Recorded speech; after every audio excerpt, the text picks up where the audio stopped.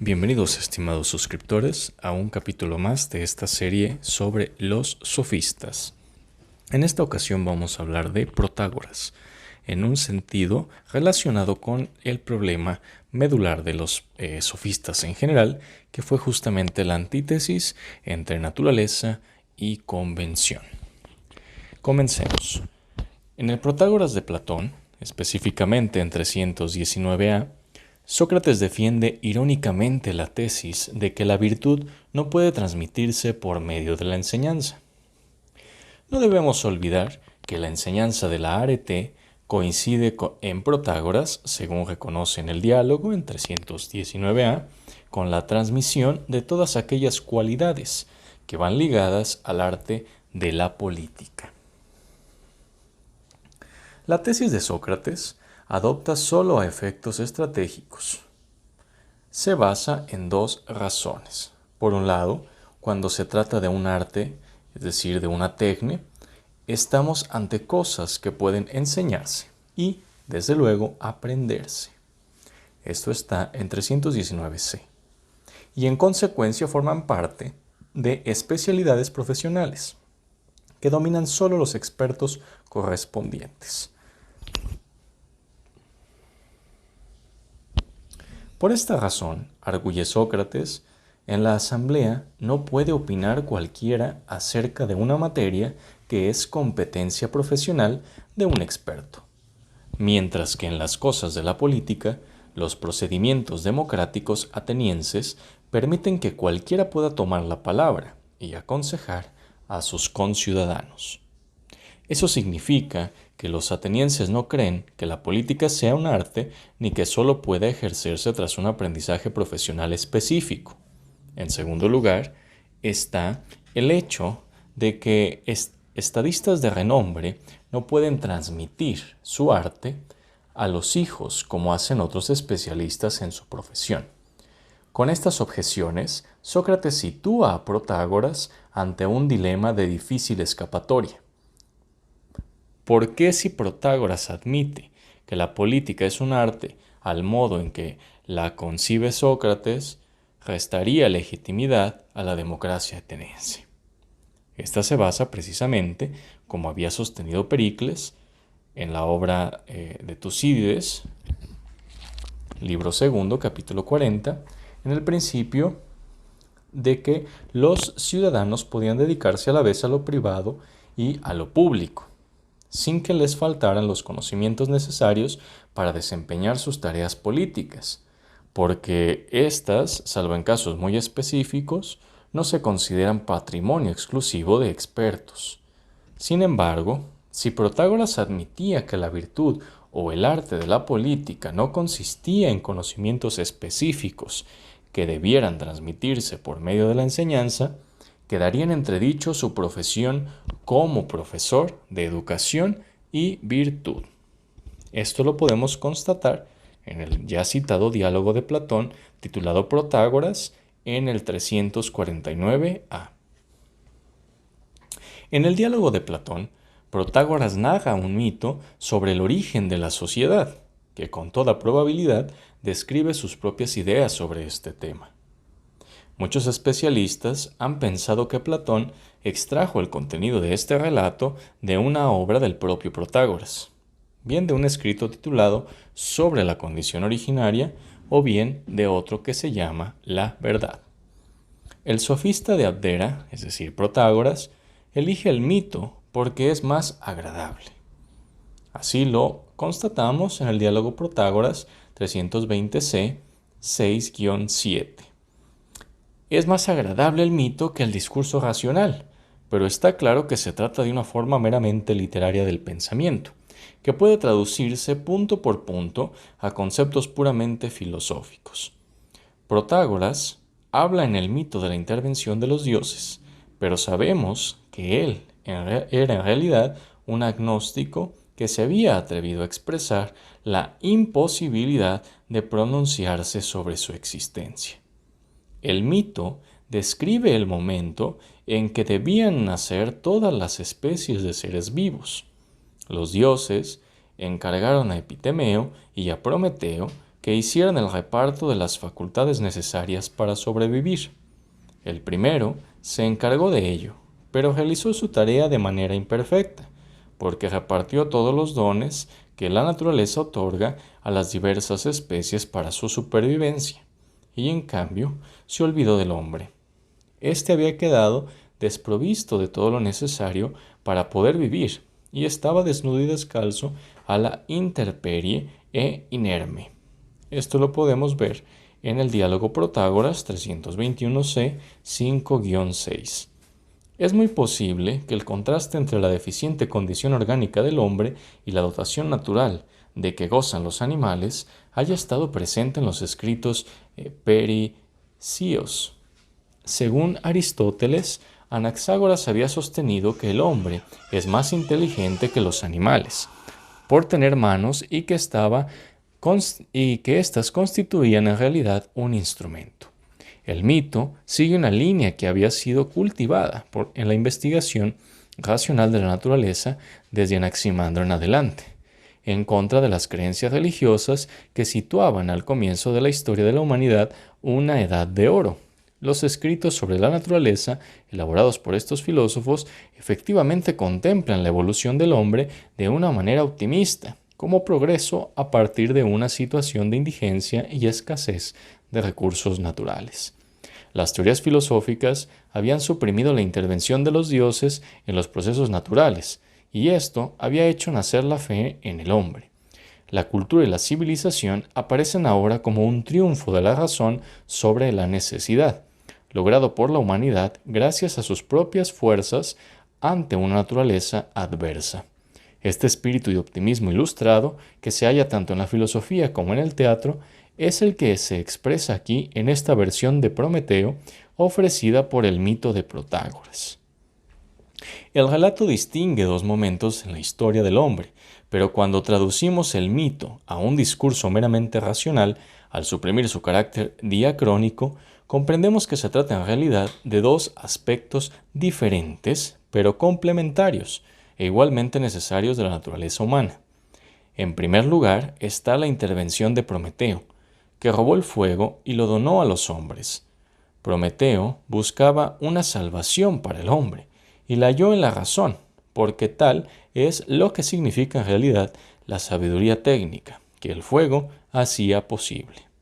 Este primer episodio de la historia natural del hombre representa lo que hoy llamaríamos la razón instrumental. Gracias a esta dimensión técnica del saber, se producen los recursos necesarios para la vida humana: casas, vestidos, calzados y alimentos. Protágoras ubica también aquí el dominio del lenguaje articulado, porque en esta capacidad interviene el arte o la técnica que permite al hombre distinguir voces y nombres. Esto lo encontramos en el diálogo Protágoras 322a-6. El hombre se convierte en definitiva, gracias a la razón, en un ser que participa de un destino divino. Y esta conciencia de su especificidad le permite ser el primer animal que cree en los dioses. Esta idea está en 322a-3 del mismo diálogo. Pero el dominio de la técnica y las artes representan para Protágoras una dimensión individual del saber, de una razón meramente instrumental, en la que no estaba incluida la sabiduría política poseída por Zeus. Como consecuencia de ello, aunque los hombres logran satisfacer sus necesidades con estos recursos, no podían sobrevivir. A pesar de estar en posesión de la técnica productiva, vivían dispersos y no existían ciudades. Intentaban fundarlas para protegerse, pero en cuanto se reunían, cometían injusticias unos contra otros. El segundo episodio viene determinado por la intervención de Zeus. Al ver que los hombres sucumbían en su lucha contra las fieras, decidió enviarles el pudor y la justicia. Esto lo encontramos en el 322c-2, para que hubiera orden en las ciudades y lazos creadores de amistad. A la pregunta de Hermes sobre cómo tenía que distribuir estos dones, Zeus le responde que han de llegar a todos, porque de otra forma no se crearían ciudades. De manera que el relato de Protágoras hace hincapié una vez más en la diferencia que existe entre el carácter instrumental de la razón y su dimensión moral. Las técnicas son otorgadas solo a los especialistas y se sigue el criterio de que un médico, por ejemplo, es suficiente para muchos hombres, pero estas cualidades que hacen posible la vida en comunidad han de repartirse a todos. La condición moral del hombre es un aspecto de su naturaleza racional, que a diferencia de lo que ocurre con las técnicas y las ciencias, se desarrolla comunitariamente y ha de estar presente en todos ellos. Aunque la epistemología de Protágoras puede interpretarse, como veremos, en el sentido de un relativismo individualista que convierte a cada hombre en medida de todas las cosas, esta doctrina no le impedía reconocer que existe una dimensión comunitaria en la racionalidad humana, sin la cual es imposible la vida en sociedad. Pero en esta distinción que el mito establece entre razón técnica y razón moral, se halla por otra parte el fundamento de la democracia griega. Todos los ciudadanos, independientemente de su oficio y de su competencia profesional, están llamados a participar en la gestión de la vida pública. Considerando el caso de Protágoras, con su fe en el hombre y en las posibilidades de la razón para ordenar la vida en comunidad, podría decirse en verdad que Pericles no hace más que transponer a la práctica la teoría política de la Ilustración. Zeus transmite a Hermes la orden de imponer una ley, nomos. Esto está en 322 D4. A los hombres, a quien no sea capaz de participar en el pudor y la justicia, deben matarlo, como si fuera una plaga de la ciudad. La ley es necesaria para la supervivencia de la especie, de manera que a pesar de la actitud convencionalista que con toda seguridad hay que atribuir a Protágoras, no hay en él oposición entre Fisis y Nomos. Las normas que una ciudad se otorga a sí misma son justas solo porque la sociedad así lo ha determinado, y mientras ésta lo considere oportuno, prevalecerá. En realidad, las leyes positivas que tienen una validez sujeta a circunstancias de tiempo y lugar no pueden considerarse fundadas en la naturaleza ni en un orden invariable e inmutable. Pero los hombres deben respetar el ordenamiento legal de su ciudad, porque sin éste, con una naturaleza desprovista de esas leyes que nacen del sentido moral y la justicia, no es posible la vida en la ciudad. La ley perfecciona la naturaleza, ya que sin tales normas, los hombres son incapaces de convivir, y al cometer injusticias los unos contra los otros, perecerían irremisiblemente. De esta forma, Protágoras es un claro defensor del nomos, y en la situación dramática del diálogo escrito por Platón, parece estar haciendo un guiño a la crítica a Hippias, que más adelante habla de la ley como un tirano de los hombres. Esto en 337d, número 2. La respuesta de Protágoras a la visión idílica de la naturaleza humana que tenían algunos sofistas consiste en afirmar el orden del nomos y la cultura como el único estado en que es posible la vida humana. En la explicación posterior del mito de Prometeo, Protágoras completa su respuesta a Sócrates con una visión que integra la naturaleza y la ley en un mismo esquema unitario de la vida en sociedad. La democracia se basa en esta visión igualitaria de la naturaleza humana que considera capaces a todos los ciudadanos, porque todos participan de la justicia y la moderación. Esto está en 323A 1-2. En la medida en que se requiere para ello.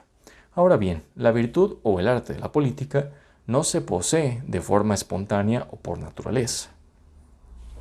Eso está en 323C 5-6, sino que se desarrolla gracias a la atención, el ejercicio y la enseñanza. Eso está en 323D 6-7. Precisamente así es como Protágoras justifica su condición de maestro de virtud, porque él forma parte de un proceso educativo que comienza en la familia y en la escuela y continúa luego en la ciudad, cuando ésta nos obliga a aprender sus leyes y a vivir de acuerdo con el ejemplo que éstas nos proporcionan. Esto está en 326C. Protágoras ofrece en este contexto una teoría ilustrada de la pena que imponen las leyes. en 324A-C, cuyo sentido no es una venganza irracional por haber causado un daño que ya es irreparable, sino que se basa en la ejemplaridad del castigo, que sirve a quien ha delinquido y a los demás para que no cometan injusticia en el futuro. Este concepto del castigo como regeneración del culpable significa que la sociedad considera que la virtud es enseñable. Esto está en 324b-6. Por otra parte, la educación tiene también unos límites que vienen determinados por las condiciones naturales del sujeto que se somete a la instrucción. Con ello, Protágoras respondía a otra de las objeciones socráticas en la versión de su teoría que nos ha legado Platón. No hay que sorprenderse si de padres ilustres salen hijos mediocres, que no están a la altura de sus progenitores, como le ocurre a Pericles con sus hijos, porque la enseñanza actúa sobre una base que proporciona la naturaleza de cada individuo, y ésta registra notables diferencias entre unos y otros. Sin embargo, el hombre somete su naturaleza a los efectos de la educación y la cultura. Por muy pobre que sea el resultado, siempre es extraordinariamente superior al que encontraríamos en unos salvajes, entre comillas, que no hubieran conocido educación, tribunales, ni leyes u obligación alguna que los hubiera forzado a ocuparse continuamente de la virtud. Esto lo encontramos finalmente en 327d 1-3. Todas estas referencias son localizables, desde luego, en el diálogo platónico de Protágoras. Muchas gracias por quedarse hasta aquí y nos vemos en el siguiente episodio de esta serie para hablar de otros defensores del nomos. Esto en continuidad con el problema fundamental de los sofistas que denominamos como la antítesis entre naturaleza y convención, es decir, entre physis y nomos. Muchas gracias y nos vemos pronto.